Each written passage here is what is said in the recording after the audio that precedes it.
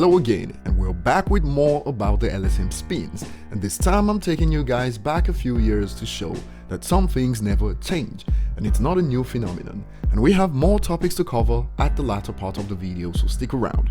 As usual, hit the subscribe button, turn on notifications, hit the like button, and you can find me on social media at ETLifestyle_web.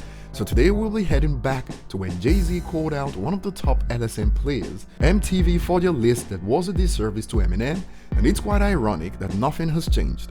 Not too long ago, even Genius tried to scrub off Eminem from their report of most viewed artists each year when they tried to sneakily replace Eminem with Drake on the list. And for the topic today, it was MTV that pulled this stunt in 2009. So MTV released the hottest MC in the game list, and they gave the #1 spot to JayZ, and he reacted to it, stressing an important point. Jay topped rappers like Drake, Kanye West, Lil Wayne and 50 Cent, and he stated, "MTV, thanks for this nod of appreciation," and added a side note about Eminem's omission. He stated, "Kanye moment if I may. Eminem, I think you do the credibility of this list a disservice if you don't thoroughly explain his omission. As of this second, he has the highest selling rap album of the year and a scene-stealing verse on the best posse cut of the year.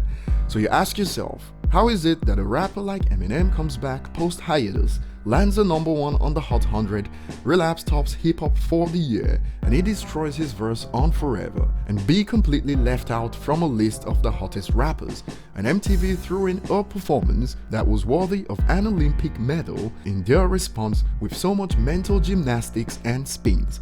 It states, MTV elaborated on Eminem's absence from the list by explaining that after releasing his highly successful comeback album Relapse, he spent the entire summer working on Relapse 2, whereas other rappers generated week-to-week hit with mixtapes, guest appearances, performances and web activity. This is a case of when moving the goalpost goes wrong, because based on the reasons they gave for leaving out Eminem, you can easily argue that JayZ shouldn't have been #1 on that list. MTV also clarified that the decision was made prior to the release of Drake's song Forever, which featured Eminem, Lil Wayne and Kanye West.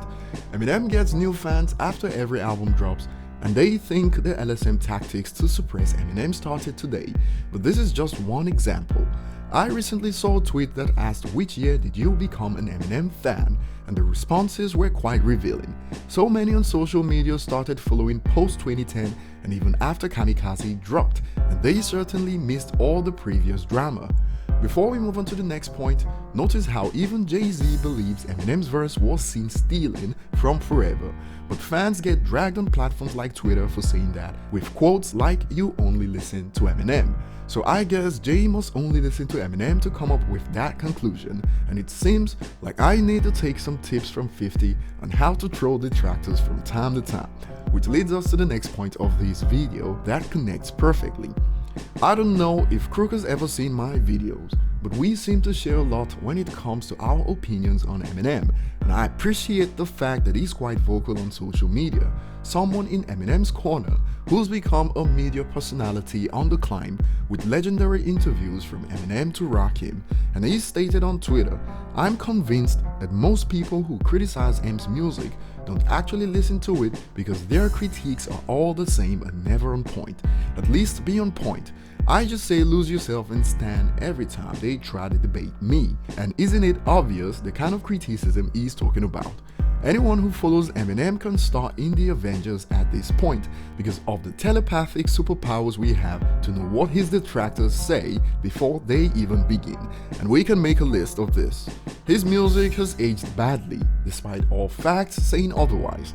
He only raps fast. He can put words together, but they don't mean anything.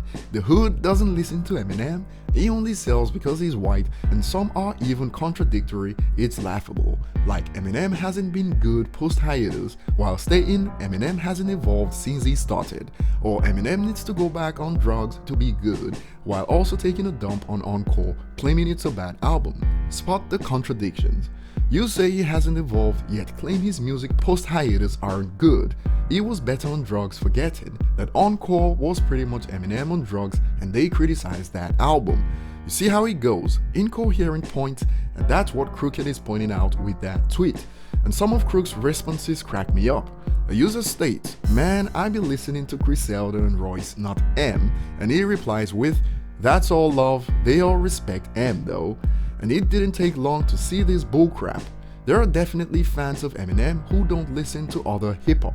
Well, genius, there are fans like that under every rapper. Those who only listen to Tupac, those who only listen to JayZ, Biggie, Drake, Nas, DMX, pretty much every artist out there can have fans like that. So what's the point of that statement? And we have a winner. He's still talking trash about his ex on his new album, and maybe I've been listening to the wrong version of Music to be Murdered By to find out where Eminem was talking about his ex. So that will be all for now. Share your thoughts below, like and subscribe if you haven't, and see you on the next one.